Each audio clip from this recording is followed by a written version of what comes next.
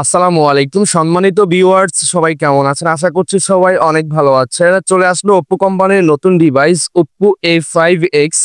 A5X টি কিন্তু আগের যে মডেল ছিল ওপ্পো A3X সেটা থেকে অনেক বেশি আপডেট আনা হয়েছে এবং সেই বিষয়টাই আপনাদেরকে এখন শেয়ার করার চেষ্টা করব এবং এই ফোনের কিছু বেসিক কনফিগারেশন আপনাদের মাঝে শেয়ার করব এবং এই বাজেটের মধ্যে এই ফোনটির কোন কোন দিকগুলো আমার ভালো লাগেনি সেই বিষয়টাও আপনাদেরকে জানানোর চেষ্টা করব।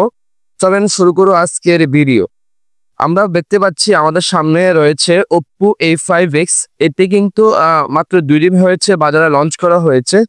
এই ফোনটির র্যাম হিসাবে রয়েছে 4GB র্যাম এবং 64GB স্টোরেজ এবং আরেকটি ভেরিয়েন্ট রয়েছে 4GB র্যাম 128GB স্টোরেজ। দুটি ভেরিয়েন্টে এই ফোনটি লঞ্চ করা হয়েছে বাজারে এবং এই ফোনটির ব্যাটারি হিসাবে রয়েছে 6000 mAh এর একটি বিগ ব্যাটারি, সাথে থাকছে 45 ওয়াটের একটি ফাস্ট চার্জার। তবে ওপ্পো A3X এর যেটা ছিল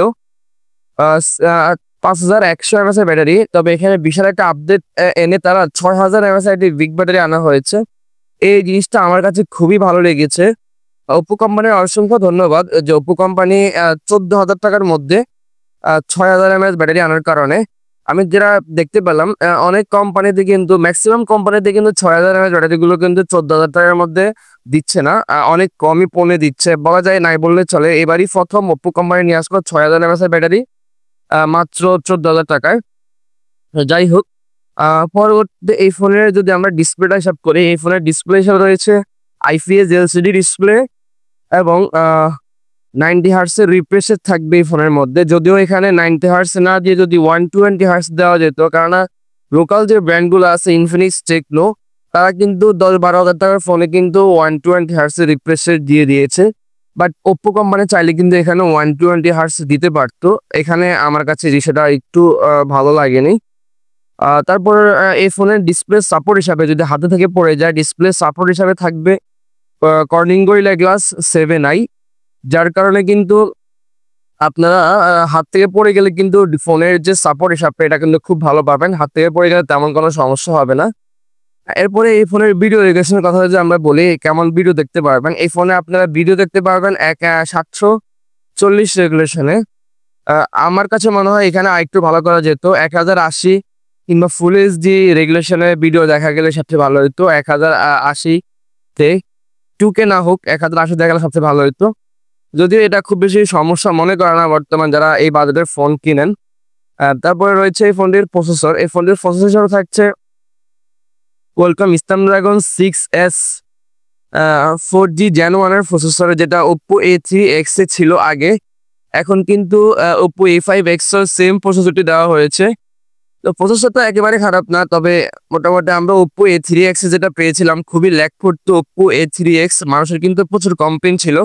তবে আমার কাছে মনে হয় এখানে আরেকটু ভালো কিছু দিলে ভালো হতো। এই ফোনটির প্রসেসর ন্যানোমিটার থাকছে 6 ন্যানোমিটারের প্রসেসর। তবে প্রসেসরটা ভালো, তবে A3X এ কিন্তু অনেক ল্যাগ দিত। কারণ এই ফোনটির প্রসেসর কিন্তু অনেক ওল্ড মডেলের প্রসেসর আমার কাছে মনে হয়। যাই হোক, এই ফোনের অ্যান্ড্রয়েড ভার্সন হিসেবে থাকছে অ্যান্ড্রয়েড ভার্সন 15। ওপ্পো A3X এ কিন্তু অ্যান্ড্রয়েড ভার্সন ছিল 14। এখানে একটা ভালো আপডেট আনা হয়েছে।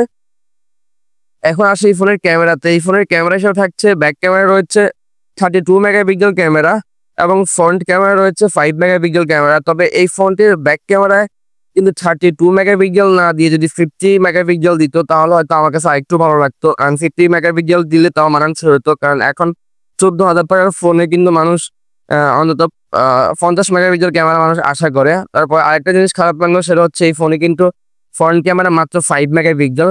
2025 সালে এসে কিন্তু মানুষ 14,000 টাকা দিয়ে কিংবা 17,000 টাকা দিয়ে একটা ফোন কিনে কিন্তু মানুষ ফ্রন্ট ক্যামেরা 5 মেগাপিক্সেল কখনোই পছন্দ করবে না।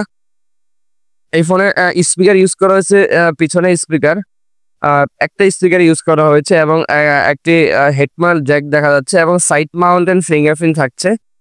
তবে আমার কাছে মনে হয় এখানে যে আমার যে কমপ্লেনটা সেটা হচ্ছে ফ্রন্ট ক্যামেরা একটু ভালো করা যেত। এখানে কোম্পানি আরেকটা নজরদারি করলে হতে ভালো হতো। তারপর এই ফোনে যদি আমরা পারফরমেন্স কোয়ালিটি আপনাদেরকে শেয়ার করি, পারফরমেন্স কোয়ালিটি আপনারা মোটামুটি ওপ্পো A3X এর মতোই পাবেন মুভমেন্ট কোয়ালিটি। তবে এর আরেকটা স্পেশাল ফিচার হচ্ছে এই ফোনে রয়েছে IP65, যার কারণে এই ফোনটি আপনারা ওয়াটার অ্যান্ড ডাস্ট প্রুফ ভাবে ইউজ করতে পারবেন। আমরা যদি খেয়াল করে দেখি Oppo A3X এ ছিল IP54, যার কারণে কিন্তু ফোনটি অনেক রিস্কি ছিল। মনে করেন পানিতে পড়ে গেলে কিংবা বালুচরে ঢুকার একটা সম্ভাবনা ছিল। বাট IP65 হওয়ার কারণে এই ফোনটিতে কিন্তু পানিতে পড়ে গেলে যদি সাথে সাথে উঠাই পারেন তেমন কোনো সমস্যা হবে না, কিংবা ঝিরি বৃষ্টির পানিতে কিন্তু ফোনের ভিতরে পানি ঢুকবে না এবং বালু টালু ঢোকার সম্ভাবনা কিন্তু খুবই কম। তো এই ফোনের একটা সবচেয়ে ভালো দিক যেটা আমার কাছে মনে হয়েছে IP65টা, যেটা আমার কাছে সবচেয়ে বেশি ভালো লেগেছে এই ফোনের। তো এই ছিল Oppo A5X এর বেসিক কিছু কনফিগারেশন। আশা করি আপনাদের কাছে খারাপ লাগবে না। আর এই ফোনের প্রাইসটা যদি আপনার কাছে বলে দিই আমি, এই ফোনে দুইটি ভেরিয়েন্টে লঞ্চ করা হয়েছে। একটি হচ্ছে 464, এই 464 প্রাইস রাখা হয়েছে 13,999, আরেকটি হচ্ছে 4128, তার প্রাইস রাখা হচ্ছে 16,999 টাকা। তবে আমার কাছে মনে হয় Oppo কোম্পানি 4128 এর প্রাইসটা অনেক বেশি দিয়ে ফেলেছে। এখানে আরেকটু প্রাইস কমানো দরকার ছিল। 15,000 টাকার মধ্যে রাখলে সবচেয়ে ভালো হতো 128 জিবির প্রাইস, এবং 64 জিবির প্রাইস ঠিক আছে, এটা মোটামুটি চলার মতো। বাট 128 জিবির প্রাইস অনেক বেশি হয়ে গিয়েছে আমার কাছে মনে হয়। এখানে Oppo কোম্পানি এটা নজরদারি করলে ভালো হতো। তো সবাইকে অসংখ্য ধন্যবাদ। এই ছিল আজকের আনবক্সিং, শর্টকাট রিভিউ, যেগুলো বেসিক কনফিগারেশন সেই বিষয়ে। ফোনটি এখনো পর্যন্ত অ্যাভেলেবেল হয়নি বাজারে, তবে 20 তারিখের পরে ফোনটি মার্কেটে অ্যাভেলেবেল হবে। এই ফোনটি দুইটি কালারে কিন্তু মার্কেটে থাকবে, একটি হচ্ছে ব্ল্যাক কালার, একটা হচ্ছে হোয়াইট কালার। দুটি কালারে খুবই সুন্দর, মানুষের যারা কাস্টমার আপনাদের পছন্দ হবে আশা করছি। খুবই প্রিমিয়াম লুক, এবং ফোনটি কিন্তু অনেক স্লিম, বেশি একটা মোটা না আবার বেশি চিকনও না, মোটামুটি হ্যান্ড ফিলটা পাবেন ভালোভাবে আশা করছি। হ্যান্ড ফিলটা খুবই ভালো।